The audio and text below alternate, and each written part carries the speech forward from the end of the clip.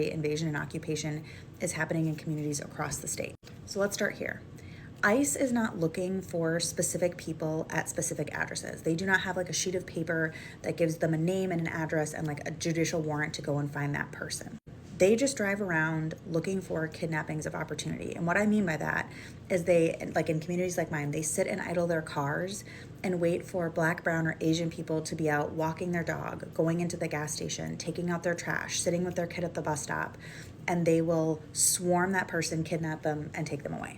They drive around with license plate readers and they look for people with Hispanic sounding last names, pull them over, and snatch them and take them away. Again, these aren't specific people that they're looking for and they just happen to come across them at the bus stop or at the Burger King. They are just grabbing people with Hispanic last names or who are Black, brown, and Asian and taking them away. Most of the people that they are taking are US citizens, lawful permanent residents, or people who have lawful status in this country of some sort, whether it's like a work permit or social security number, they're a refugee or asylee. Like these are people who are documented and allowed to be in this country. They have broken no laws, including the laws around lawful entry into this country. Their only crime is being Black, brown, or Asian and near an ICE agent at any given random time.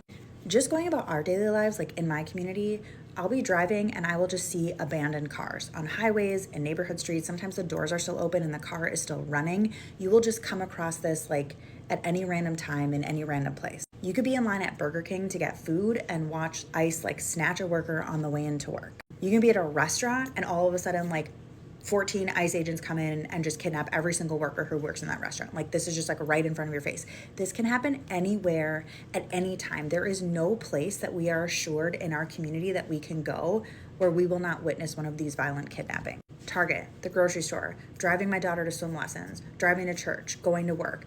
This, like, there is just no place that this isn't happening, and it is happening all the time, every single day, multiple times a day.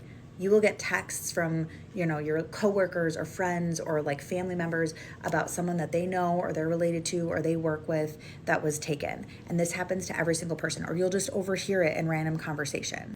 ICE sets up checkpoints in certain neighborhoods and looks at every single person's papers as they leave or enter the neighborhood. And I really want to note here that most people cannot prove their citizenship status at a moment's notice. A majority of Minnesotans do not have passports. A majority of people do not carry around the birth certificates. Lots of people don't even know where their birth certificates are. Being able to prove your immigration status or your like citizenship status on the way to work is something most people do not have the ability to do at the drop of a hat. ICE also goes door to door in neighborhoods, so they'll just like knock on doors or in apartments, hoping that a Black, brown, or Asian person will open the door, and then they'll just take that person. Schools have had to close because ICE shows up and pepper sprays parents and kids, or they like circle the block or target bus stops or target kids who are walking to school. Right now, there are districts that are calling families and saying your kids should learn at home and do online school instead of coming to school because ICE has targeted schools and learning communities for their kidnappings. There are kids who come home to empty houses and are there for hours at a time without a guardian or an adult there because their parents have been stolen at some point during the workday. When these kidnappings happen in front of other observers, these parents that are being kidnapped will yell out their full name and the school that their children go to in hopes that somebody will call that school and alert the administration so that their kid doesn't go home to find no one. They circle Spanish immersion daycares, and now there's parents who have to like sit in the parking lots to watch over their kids and the teachers who work at that school. I hope I'm really conveying this, but like ICE is ubiquitous. They are everywhere. I see them 1, 3, 7 times a day in my own community just going about my daily life. There are more federal agents in Minnesota than there are local law enforcement from the 10 largest police forces combined. Here's how Minnesotans have come together to respond. Regular people who have never been to a protest, people who have never participated in an economic strike, or people who are like rare voters have been activated in ways that are incredible. Grandparents carry whistles around in their cars because if they're going about their daily life and they see ICE, they can blow their whistles and warn the surrounding communities. Parents patrol bus stops and like form safety circles around schools to make sure that there's safe entry and exit and that they can get home safe. There's been a massive food donation and delivery infrastructure stood up, and we have organized rides to school and to work for people. There are people literally taking families into their homes. Like people are fleeing their homes and then living with acquaintances or strangers for safety. So many kids are not going to school right now. Businesses are closing either because their workers all got taken, or they're too scared to come to work, or their customer base is completely gone. They won't go outside of their house. 6-month-old babies have been tear gassed because their parents were driving in their own neighborhood. There may be people outside of Minnesota who are thinking, when this comes to my state, I'm white, or I'm a US citizen, or I live in a suburb or a rural area or a neighborhood with few or no immigrants, and like this is something I won't experience or I won't see. I'm here to dispel that myth for you. That is not the case.